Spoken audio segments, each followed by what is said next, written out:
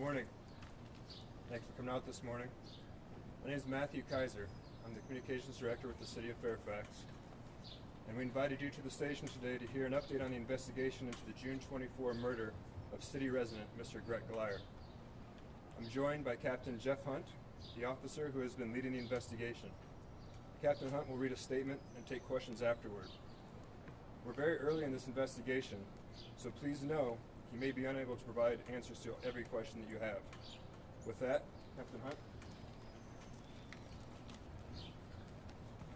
Good morning. I'm Captain Jeff Hunt with the City of Fairfax Police Department. I'm also the commander of the Criminal Investigations Division.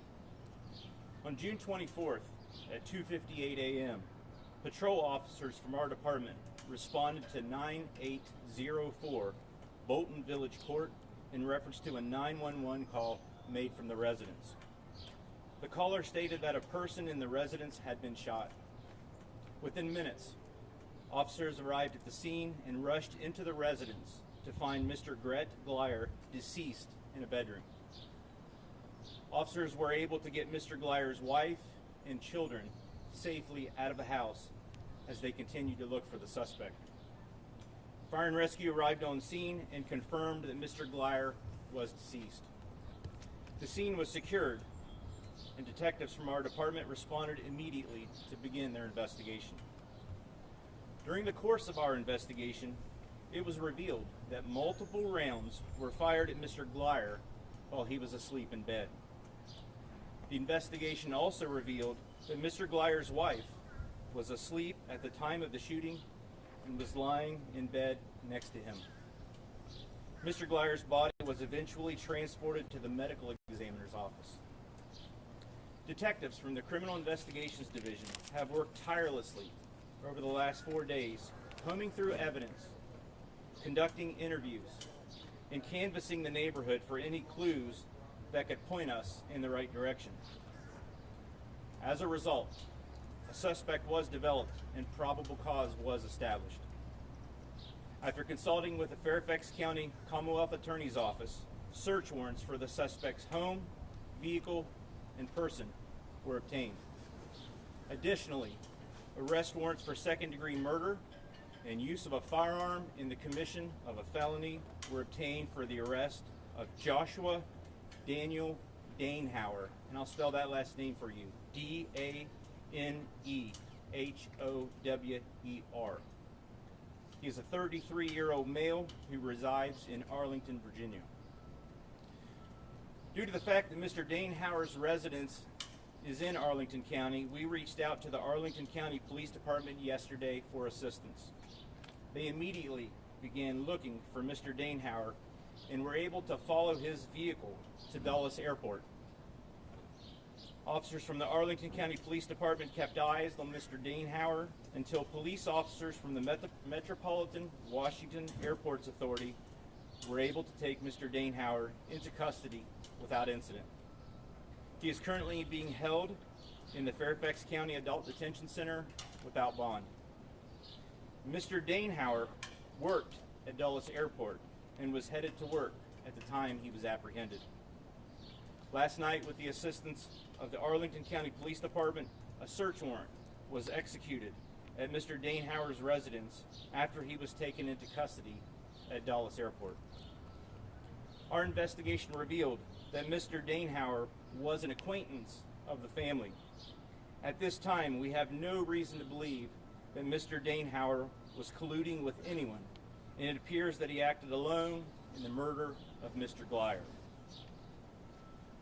We are confident that there are no known threats to our community at this time. We would like to extend our condolences to Mr. Glyer's wife, his children, and his family during this very tragic period. We would also ask that you respect their privacy while they go through this very difficult time. We would like to thank everyone who came forward in this case to provide us with information. This case was a great example of what a police department and the community can do when they work together. We would also like to thank the City of Fairfax Fire Marshal's Office, George Mason University Police Department, Fairfax County Police Department, Arlington County Police Department, Metropolitan Washington Airport Authority Police Department, the Virginia State Police, the Virginia Department of Forensic Science, and the Fairfax County Commonwealth Attorney's Office, who all assisted us in this investigation. At this time, I will take a few questions, but please understand that I will not be answering any questions about any evidence we have obtained, nor will we comment on anything that would jeopardize the judicial process. How were you able to connect the two?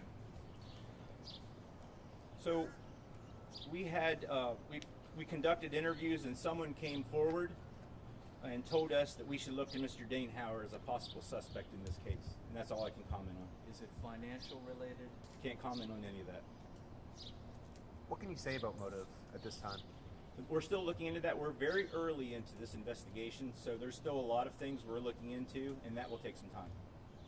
Can you talk about the relationship that the suspect had with the family? The only thing I can say at this time that we know that he was an acquaintance, and other than that, we don't have any further comment.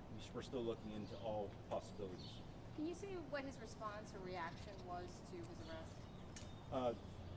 I was able to watch his arrest on video last night.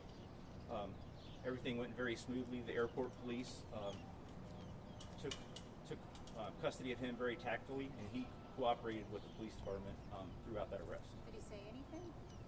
I don't have any information on that yet. Does he work at FedEx? He does. And The question was, does he work at FedEx at the airport? Yes. we understand he was asleep or may have been lying down in the back of the car when he was arrested. Why is that? It appears that he might have just been sitting in his vehicle waiting for his time to go into work and was resting, possibly. We don't know that yet.